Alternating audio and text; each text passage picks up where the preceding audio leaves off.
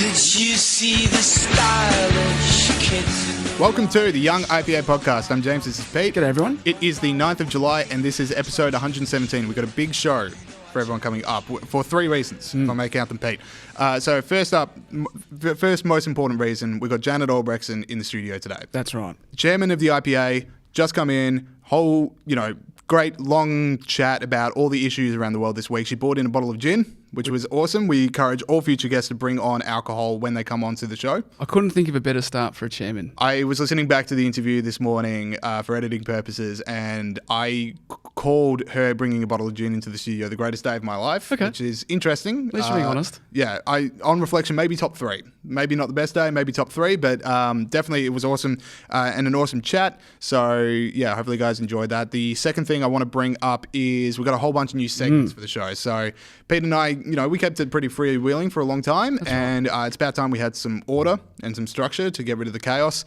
And, so we've got a whole bunch of new segments. We're going to be debuting them through the show. We're really excited about all of them. One of them named after Bob Catter I'm really excited about. Oh, yeah. And, we got that to look forward to as well. Yeah, and the suits at head office said we had to do it, so... And we must abide by the suits at head office. That's right. And the third thing I want to bring up is that we've got these mugs. So for people that are following on the IPA's YouTube channel, we're now holding up the new Young IPA podcast mugs. Yep, mine's got methyl in it. Yeah. Just kidding, it's water. Mine's got Janet's gin. And so we'll be giving those out to guests as they come in. And then hopefully down the line, you can start buying them from the IPA itself, I guess. I don't know. $60 a pop, I think, is what we were talking about. Or, just 400 or just a nice letter. Nice letter to me and Pete, make us feel good, and we'll sneaky one. Obviously, none of that is official. Anyway, let's get back on track. Okay. This is the chaos that we need to remove from the show, and this is why we have segments. Yeah. All right. So let's get into it, because, Pete, you saw an article yourself that you were really excited about. That's right. I was in the Weekend Australian a couple of weeks ago, and it was about, we've seen the vegan protests in capital cities around Australia, and, of course, farm invasions, people going onto farms and nicking goats and stuff like that. Yep. So anyway, this article was very interesting to me because, as it turns out, James, you need to kill a lot of animals to make peas. So it sounds like the worst saying in the history of the world. Well, there's a lot of truth in that, James. A lot of old world wisdom that you have to kill a lot of animals to make peas. 400 tonnes of peas made by every year in a farm in Tasmania, as part of this article. Now, they have to kill 150 deer, 800 to 1,000 possums, and 500 wallabies every year, along with a few ducks. Yeah. I don't know what's with the ducks. The ducks eating the peas? I don't get it. It's pretty sad. And then there's other stuff like it's 40,000 ducks are killed each year to protect rice production in Australia. Like 40,000. And 1 billion mice are poisoned every year. This is a stat that jumped out at me. 1 billion mice are poisoned every year to protect wheat in Western Australia alone. How much mice is there in the world? The fact there's 1 billion mice in Western Australia alone that need to be killed for wheat. It's terrifying. That doesn't include the mice that aren't privy to the wheat production in Western Australia, or just are hanging out elsewhere. How many? All the mice get away with it. All the mice that aren't hassling wheat farmers, they're fine. So there's a lot of mice. There's so much mice. Anyway, not the point of the story. It's not the point of the story, and we're saying that they're like a lot of pests. We need to kill the pests, right, to grow this stuff. But there you go. Don't let a vegan tell you that they eat an animal free. Yeah, this is a terrifying day for very arrogant vegans in Australia with their hoity-toity nature. I mean, a lot of vegans are very good, but some vegans who are very, I thought you did care about animals as I eat a steak. Yeah. Genuine thing that's happened. Look, I don't mind vegans. I don't like vegans that lay down in front of trams, which makes it take me longer to get home. But overall, I don't mind them. Yep. Anyway, tough call for them. So another story that's come out recently. So a Queensland government mines. So there's been 4 deaths. There's been 4 deaths in the last 6 months in mines in Queensland, and a Queensland government mine safety committee was forced into hiatus for nearly 4 months because it didn't have the right gender representation on its board. So we've got all these deaths happening, and then it's just come out there wasn't enough gender representation on the board. So the mine safety thing, the guys that probably could have helped stop this, has to close down. Well, it's very sad. And you always say to people, do you support gender quotas when a relative of yours is on the operating table? Yep. Do you want the best person for the job then, or do you want someone who's there because of a diversity quota? Yeah. So, look, very sad story. And who knows, what role the actual committee plays in this stuff, but this is the end point, really. Yeah, I like the idea that there's all these miners in Queensland who were previously getting all these rules about safety and about regulation, and then looking up and just going like, whoa, Who's setting these rules? Yeah. What's the diversity of it? I can tell this has been written by a bloody man, Yeah. and I'm not following it.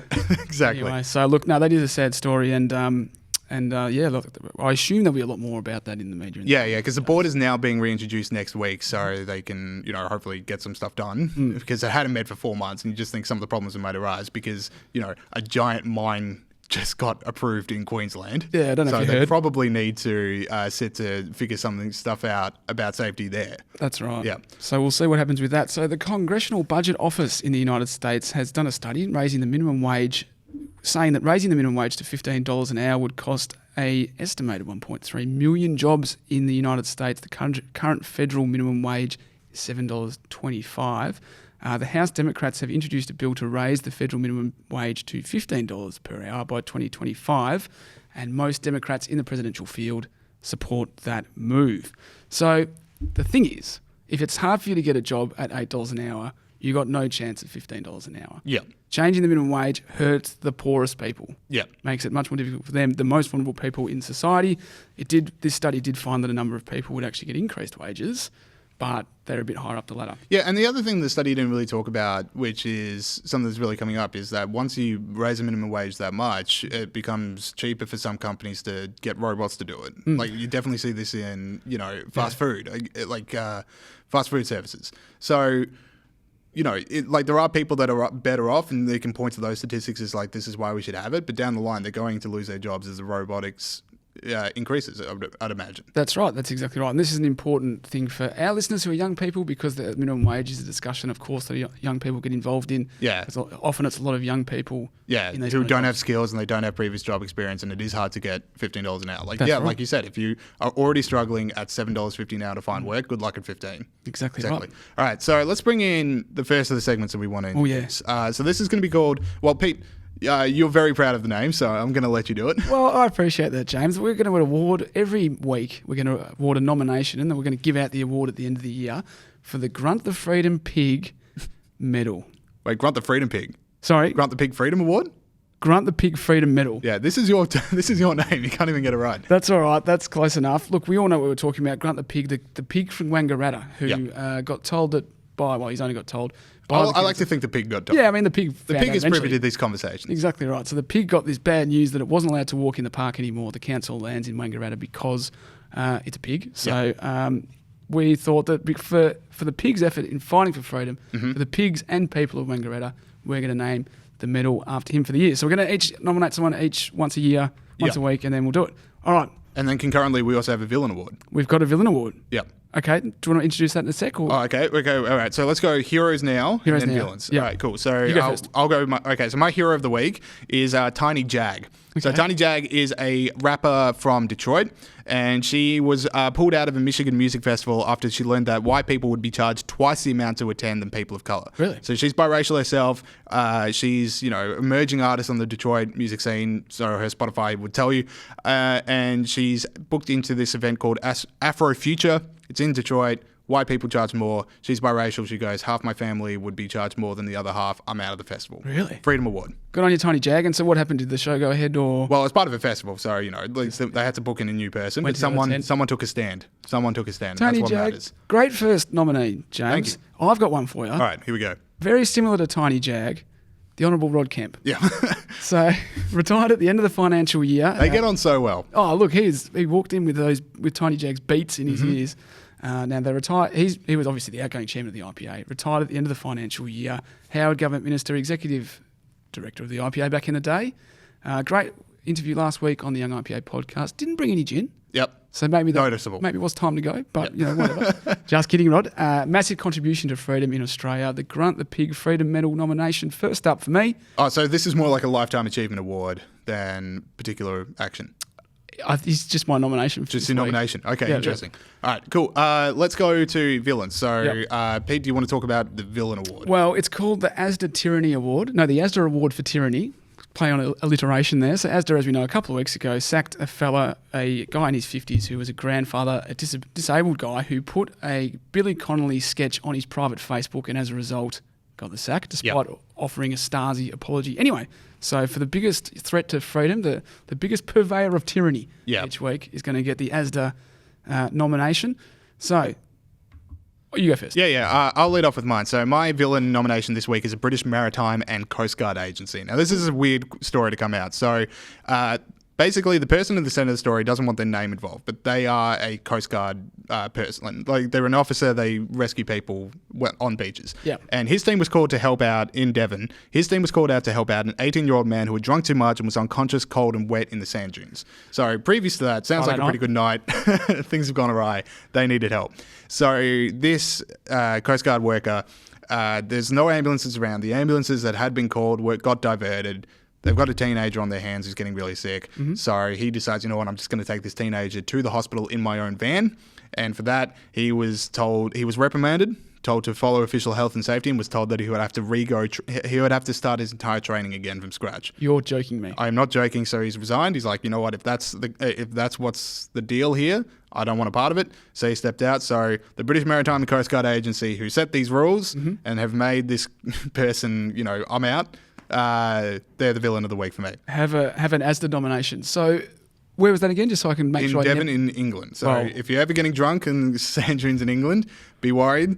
You will need an ambulance close by. Any other form of vehicle is going to get a strict telling off. It's not going to help. Yeah. It's not going to help. All right, Pete, do you have a villain that you want to nominate? Great first up nomination. Thank you. My nomination is a little bit of a bigger entity called Nike. Okay.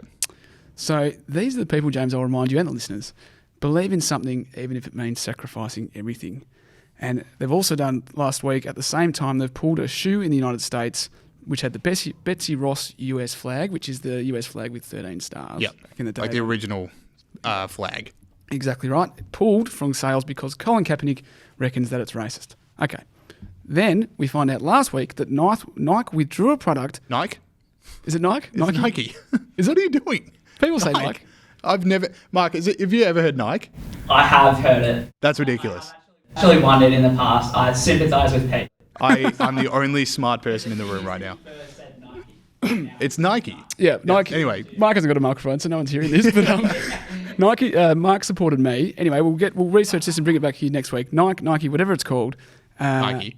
They withdrew a product from the Chinese market because the Japanese company that had designed it expressed support for the Hong Kong protesters on social media.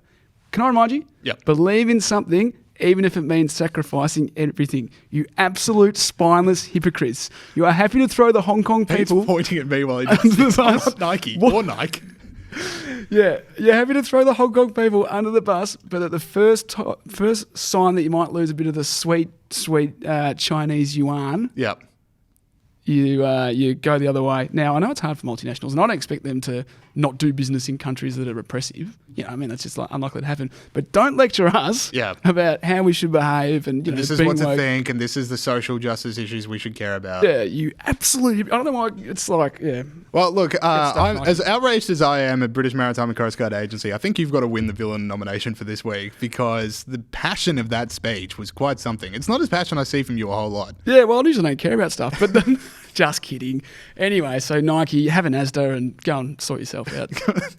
Take an absolute reflective glance. All right, we got another segment for you guys before we go to the interview with Janet Albrechtsen. So this segment's going to basically be a variation of, we used to do a thing called Here's a Cool Thing, where it was like a story that's not getting a whole lot of attention. So we're now going to bring that to the front of the show and really talk about stories that... Yeah, how is no one talking about this story? Yeah. Right. Here's a cool thing you haven't heard about. Exactly. Now, this has been so big this week that we've got two of them. Mm-hmm. And it's usually I that present these because I'm a bit more of a sunny optimist than James. James is a bit of a stormy personality. Yeah, a dark, jaded soul. Can be a bit of a sad sack, just saying. Recently referred to gin as the greatest day of his life. Yeah.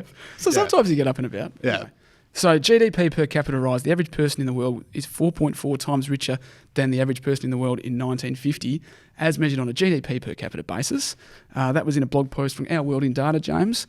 Now, there's a few countries that in particular have really done well. Taiwan shows the power of free markets against poverty in 1950. The GDP per capita in Taiwan was $1,400 US.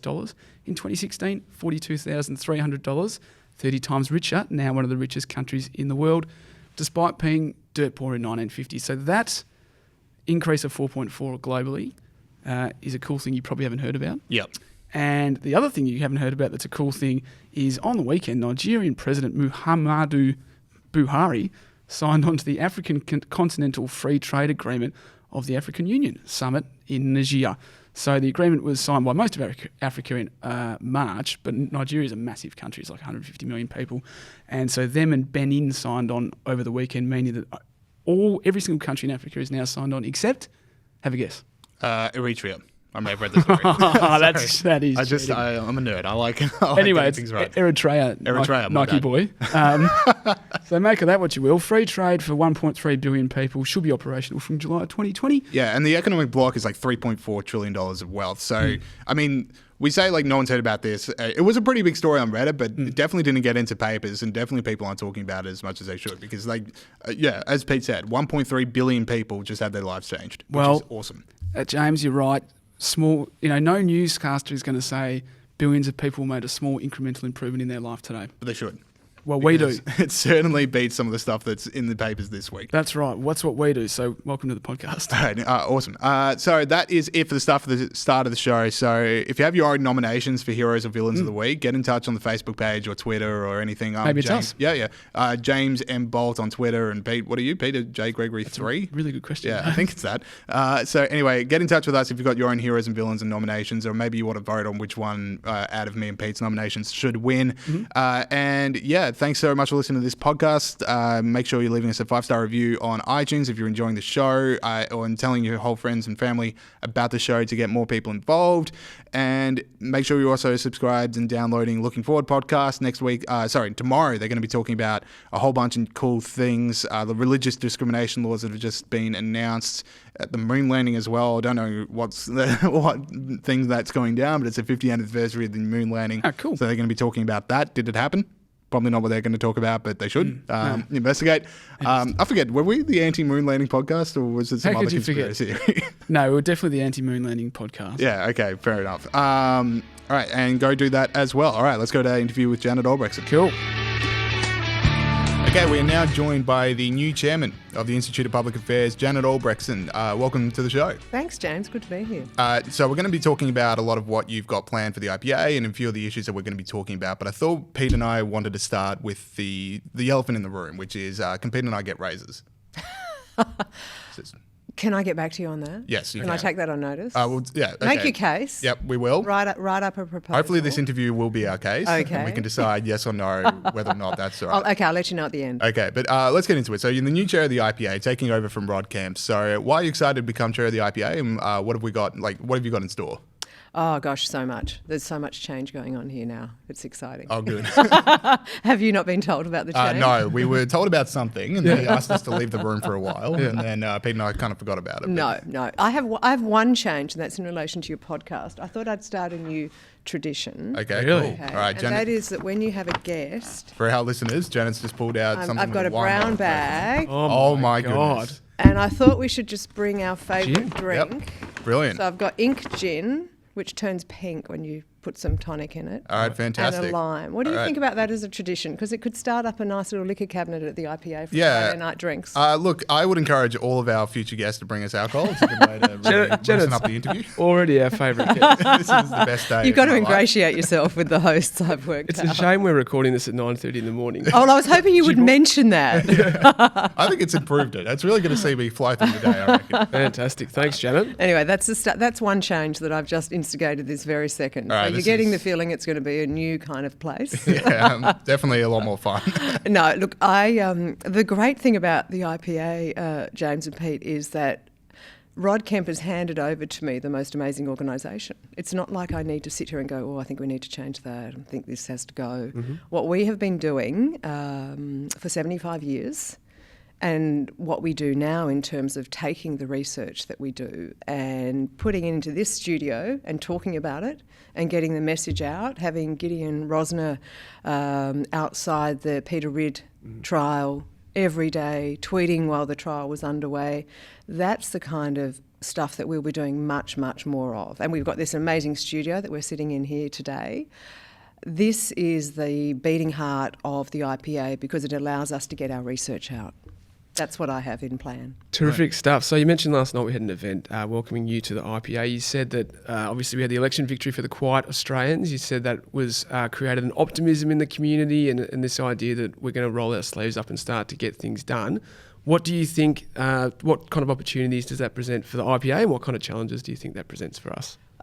Yes, that very important point, both opportunities and challenges, because the election told the left that people do not want class war.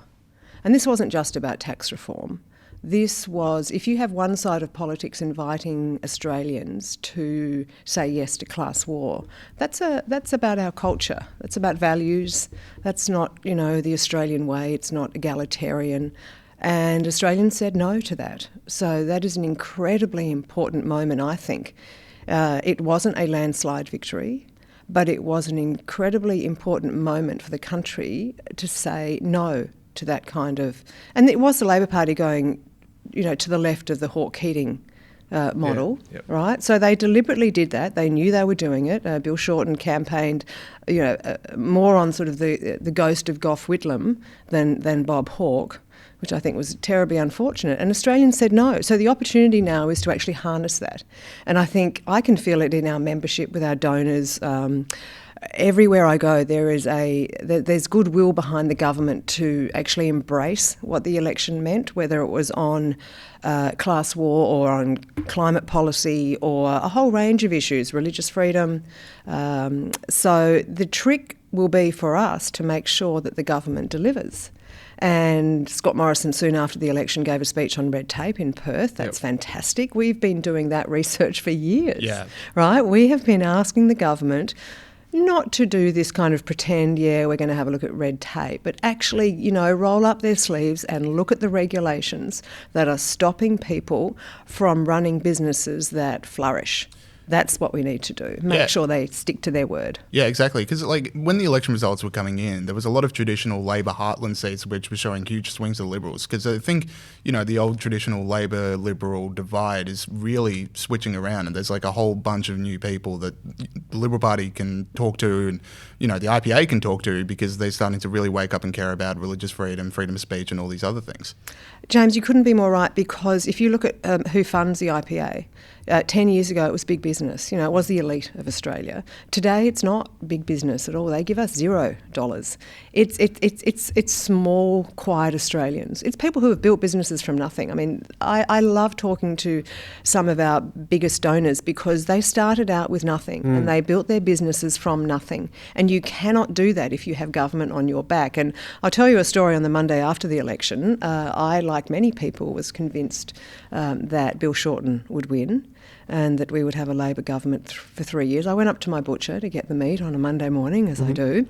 Well, actually, it was Monday afternoon after I'd written my column. But I walked in, and there's a young guy called Chris at the local butcher.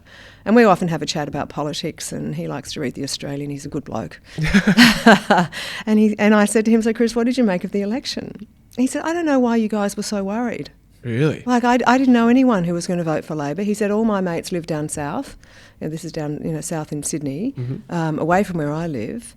We just want government to stop telling us what to do and what to think. That's the other thing. We are sick of people telling us what's the right thing to think, what's the right thing to say. That's what people have had enough of. Give them a plug. Give them a plug. Lucas Meats, McPherson Street, Bronte. There you go. Go there. Get stuck in. I've got one more question about the election. Oh, you're allowed to advertise. That's fantastic. We are. I feel so liberated. If they send in bottles of alcohol, we can do whatever we want. Or a leg of lamb. Yeah, exactly. We'll make something happen. No, so we mentioned, the challenges about the election, right? And this optimism about now we're going to get things done. Do you think there's the chance of complacency creeping in? We always see the coalition's won 7 of the last 10 elections or something. And I think it was John who said, but it still feels like Labor run the country. So there's lots of other cultural institutions that we don't control. Elections are just one of them. Do you think complacency is an issue and something the IPA has to fight against? Pete, I will do everything I possibly can to make sure that it doesn't, because I do get a sense that this feels different to the last election. We have a different Prime Minister. I said last night when I spoke to a wonderful group of people, IPA supporters, I said, Malcolm Turnbull is right.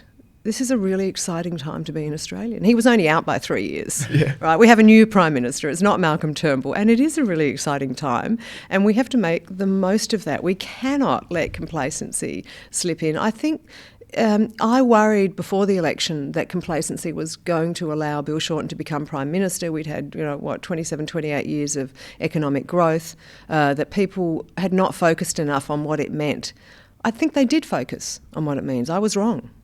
Yeah, brilliant. You talked before about how Australians want people to get off their backs about what they think. And I think, a huge story is happening right now of just that with the Israel Folau saga. It's not going anywhere. So what's your take on it, and why do you think it's just really become such a big issue? It's become a big issue for a very simple reason, and that is, should a man be sacked for quoting from the Bible? It's as simple as that. And I think a lot of Australians, and I'm agnostic. I don't read the Bible. I certainly don't go around quoting it. But I believe that a man should be allowed to quote the Bible. And it is. There will be a lot of people saying this is just about contract, and I would love to see what Izzy Folau's contract says, because that is relevant. But beyond that issue, it has become. It's like a bonfire of all the things that have driven us crazy for years. Religious freedom, what's ever happened to that? Freedom of speech, what's ever happened to that? Corporate virtue signalling, why the hell do we have to keep hearing from companies who have assumed this sort of papal role in our society? I mean, it is incredible to watch the secular left become so religious about their codes of conduct, telling us that we have to believe in this and that, and yet a man puts a post up about the Bible and he has to be sacked. I think this is going to be bigger than Ben-Hur. It has been great seeing the left embrace laissez-faire labour market regulation and thinking that, now bosses can fire anyone for anything. That's been great. It's great to have them on board for that. So what happens next with this? So, they go to the courts. Do you see it playing out for years and years, or what do you think is going to happen? Can I just go back to the left? Because it's been really interesting to see people on the left come in and support Israel Folau's right to quote from the Bible, because, while some of us think there are lots of dumb people on the left, there are an awful lot of smart people, and they understand what this means. This means that employers will be able to sack people for all sorts of things. Yeah. For espousing leftist views, for, wearing a hijab, for, all manner of things. So this is a line in the sand for a lot of people. I even think, I don't know if it was a dream, but I think Gillian Triggs even said that she did, thought that Israel Folau should not be sacked. And I thought, this is the woman who said we couldn't talk freely around the kitchen table. Yeah. Boy, has she changed her tune. Where was she when she was the boss of the Human Rights Commission? That was precisely the view that we needed to hear from someone like that, and yet we didn't. So, this is an important change. I think the pressure now on sponsors is interesting to watch, because it might mean that they settle. Okay. Because if they don't settle, it's going to be huge. There will be, I'm sure, sponsors called into, joined in this action. There will be discovery of every bit of evidence, every email, every phone conversation between the bosses at Rugby Australia and the people who run the sponsors. That will be fascinating. I'm sure sponsors will not be happy to be dragged into that litigation, and yet that is the threat. Because if you are going to tell a sporting code, if you're going to pressure them in this way, then you'll probably get held to account. That's what we're seeing. Yeah, every single day that this goes on, there's just more support for Israel Folau and less support for the companies that are starting to weigh in. I mean, ANZ went out of their way to get bad press about this. That was threw themselves lunacy. into it for no reason. I mean, they had been watching this unfold, presumably. Are there not smart people running these places who look at how this is unfolding and thinking, we might stay out of that one? Yeah. And instead they just leapt right in, not to go after Israel Folau, but to go after his wife, for goodness sake. Exactly. So there are not, we have this assumption there are a lot of smart people running the country. It's not true. It's not true. We need to expose these people. That's right. I've got this theory that all the big corporates are run by their social media and HR departments. That's my... Oh, yeah. You are so right. Who was it that said we had to brick up, every PR, HR department in companies, because they breed. They get bigger and bigger. They just need to be bricked up so that they can't get out. Exactly. I've got one final point. I think that what this shows, and now we complain about social media all the time, but... the GoFundMe aspect, or not the GoFundMe as it turns out, but the technology around enabling the group funding of this enables someone like in Israel Folau to fight it? Because when you were talking about settling it just then, I was thinking, well, it's so difficult for an individual to raise that much money, even though he's pretty well off. But he can't fight big corporates. But the technology aspect actually means that he maybe can continue to fight it for longer than he otherwise would have. You know, it's true he is well off, but why should he lose a big part of the money that he has, earned because Rugby Australia have sacked him for quoting the Bible? So I think it's actually irrelevant how much money he has behind him. What it shows is, as you say, Pete, the power of technology. And, that is something that we at the IPA are absolutely embracing, because if in the space of, a day and a half, Australians had contributed $2 million to support something they believe in, get in there, support the IPA. Am I allowed to pitch? If I'm allowed to advertise for the local butcher, I must be allowed to advertise. You can Institute of Public Affairs. It'd be weird if we banned the IPA plugin, but any butchers you want to mention, that's fine. But it's true, John Roscombe, our fabulous CEO, always talks about, when he mentions technology, he mentions Jordan Peterson. Okay, you've got millions of people watching Jordan Peterson. They don't have to watch the mainstream media. They don't have to have gone to university.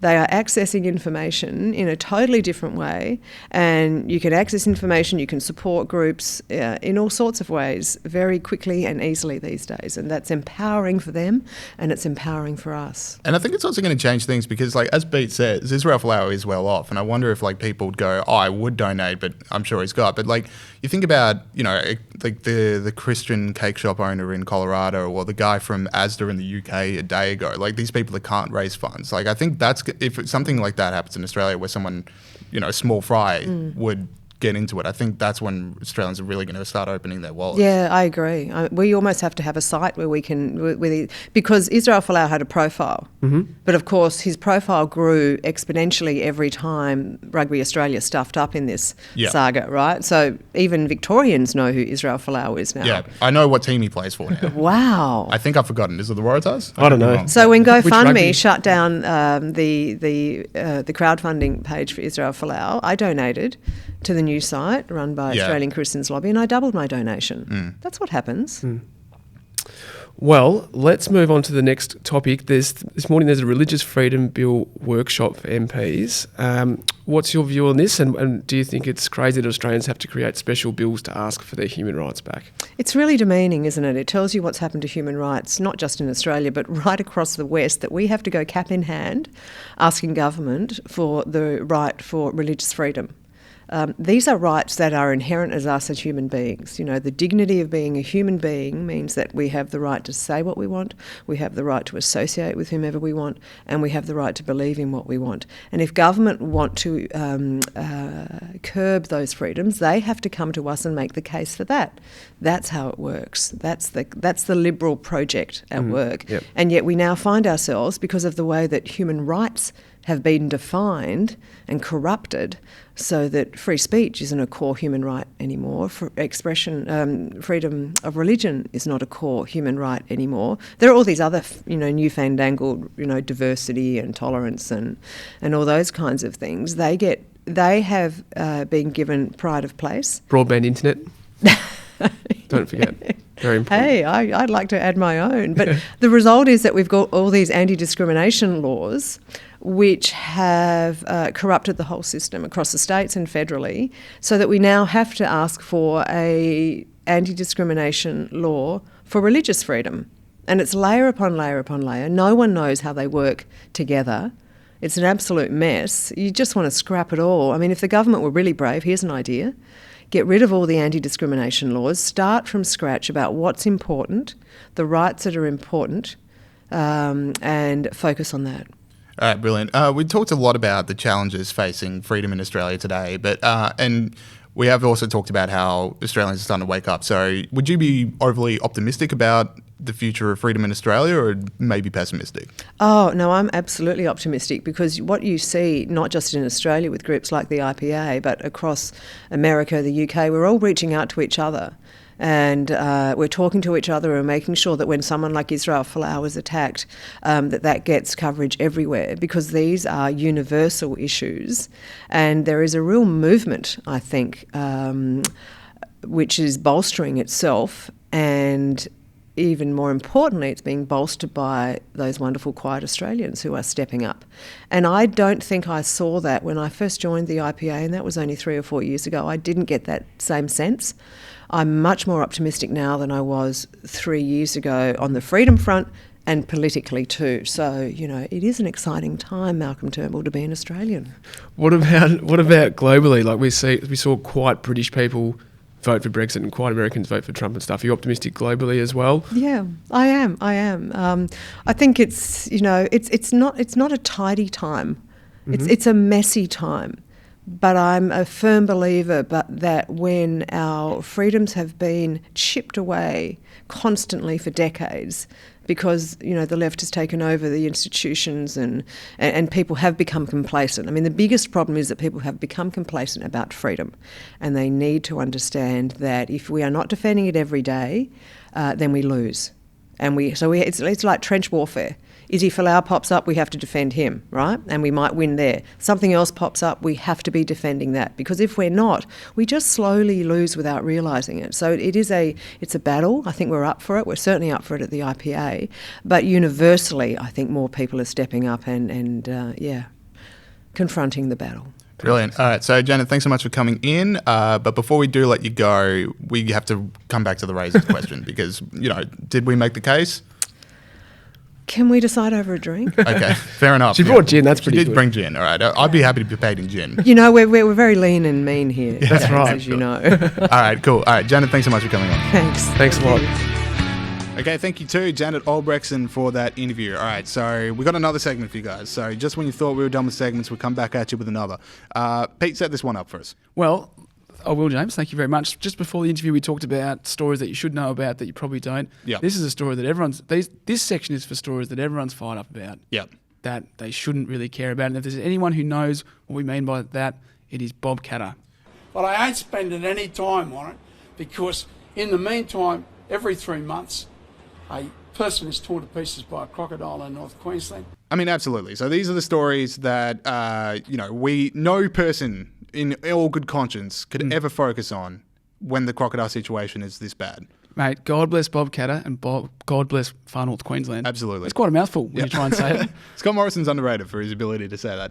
That's right. All right, so who wants to introduce the story? I can do it. Go. So the I Ain't Spending Time on It story for this week is a story about Disney. Yeah. So Disney has cast a woman of colour in the role of a traditionally white princess for one of its live-action remakes for the first time. Yeah. Now, what a category. Yeah, exactly. A live-action remake of an animation film. Yeah. Anyway, this is apparently a controversy. Very niche. These Oscar categories are getting very niche, if you ask me. Exactly right. All right, so basically Ariel is black in the next one. That's right. In the next one, Ariel is black. And I've never seen, on the left, there was this whole thing of I can't believe all these racists coming out and saying how much of this, and everyone's getting fired up about oh, look at all the outrage it's created.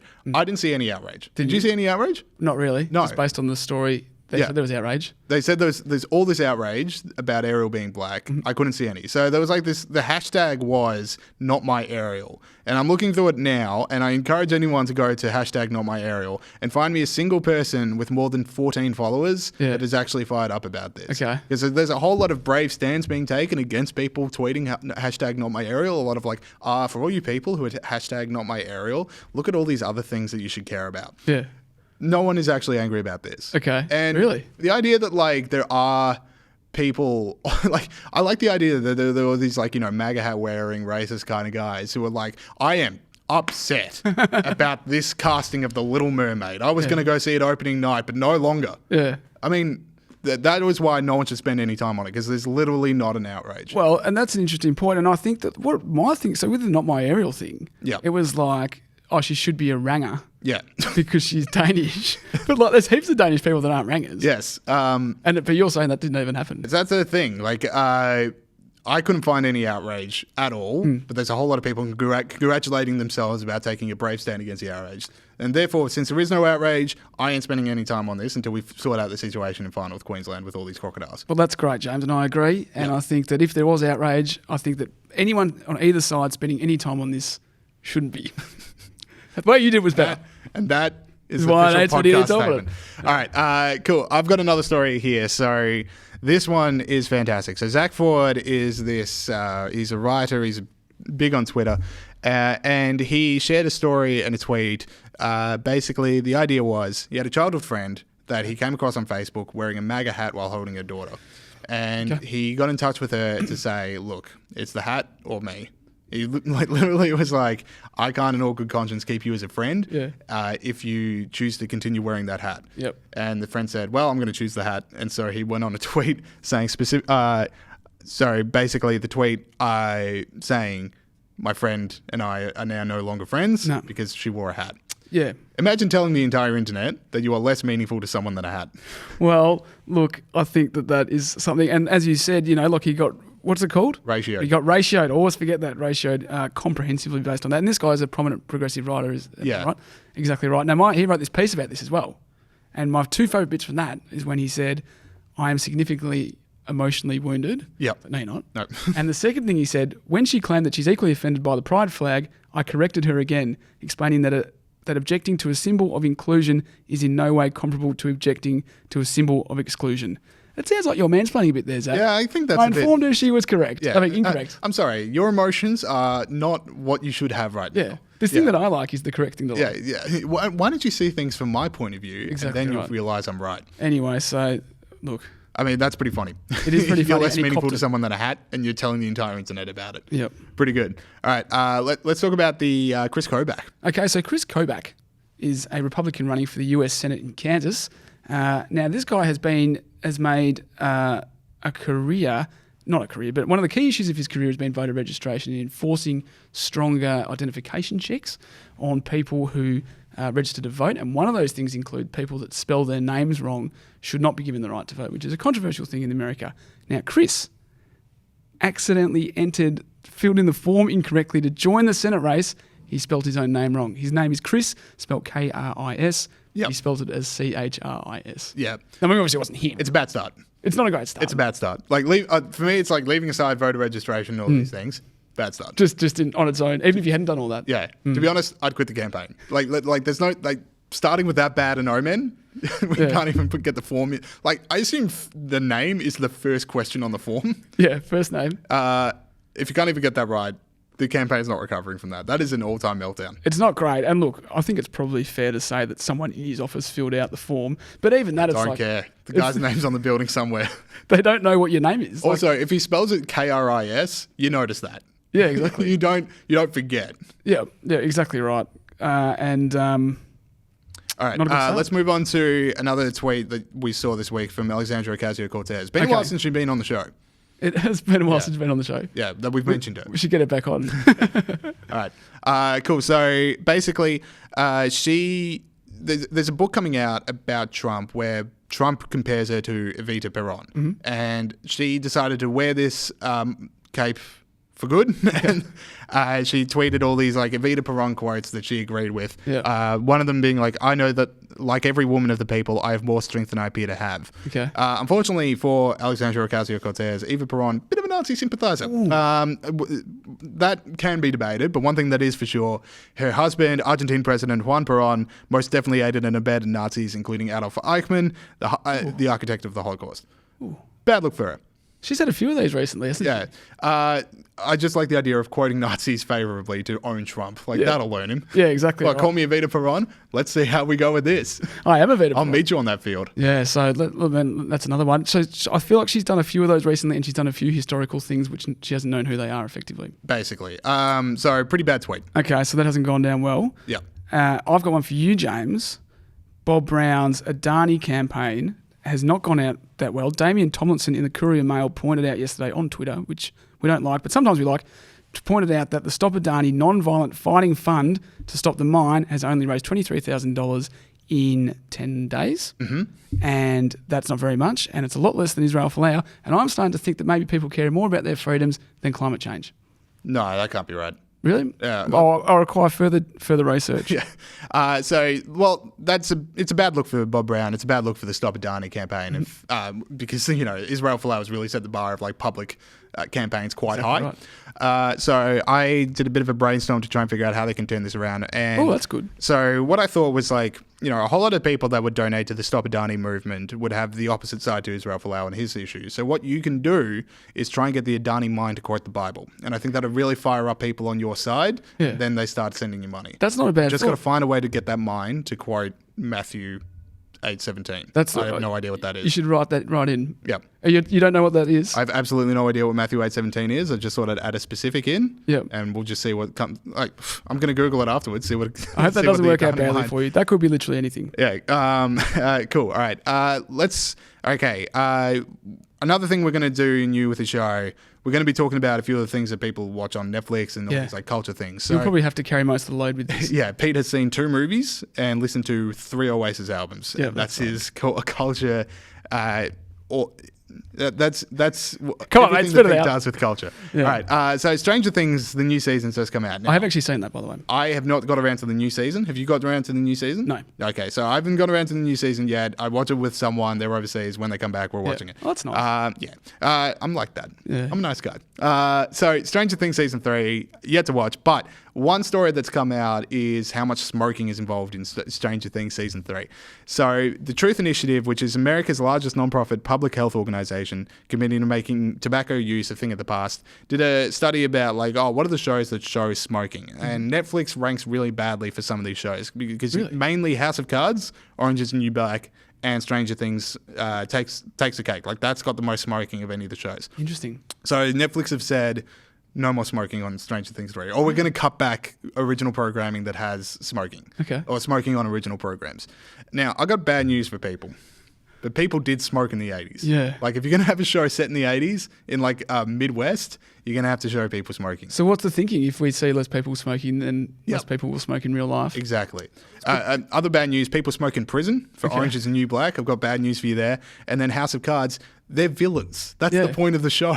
Yeah, exactly. No one's looking at that going, oh, man, I want to be like that guy. Especially not now. But anyway, the other thing with Netflix is there's literally a show on there about teen suicide. That's fine. Yeah. That's fine. Have 13 Stranger Things renewed. Yep. But you can't have smoking. Well, this show, Stranger Things, is about kids getting abducted. Yeah. Isn't it? Yeah, exactly.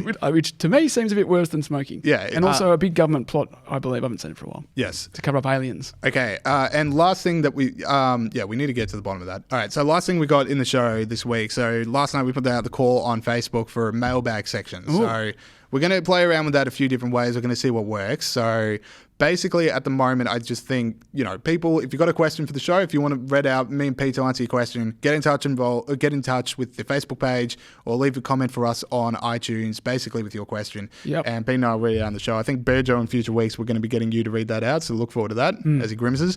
So last night, we got the question on the Facebook page for me and Pete. What was our favourite interview? So Okay. I understand this is a question without notice. I've only just asked you this. That's all right. So what would your favourite interview be? Well, what do you need time to think? Because I've got mine. I'm ready to go. Go, take it away. Quick thinker. Yep. So I've got 2. Okay. Got 2 answers. Brendan O'Neill. Yep. The one we filmed, because Brendan O'Neill's just a hero of mine, right? Yeah, Just that was really an like him. awesome interview. Love That's still his- on our YouTube channel. If people are new to the show, go back and watch that interview on our YouTube channel because that was a lot of fun. That was good. And also interviewing one of my other heroes, Tom McDonald, who plays for my favourite footy team. That was a good day. Who Pete was subsequently- very excited for that day. It was great. It was a really great day. We interviewed him. Actually knows all this stuff about Jordan Peterson, not just a dumb footy player. Yep. Had a lot of views. Unfortunately, since that interview, both the team and Tom's form has dipped. Yeah.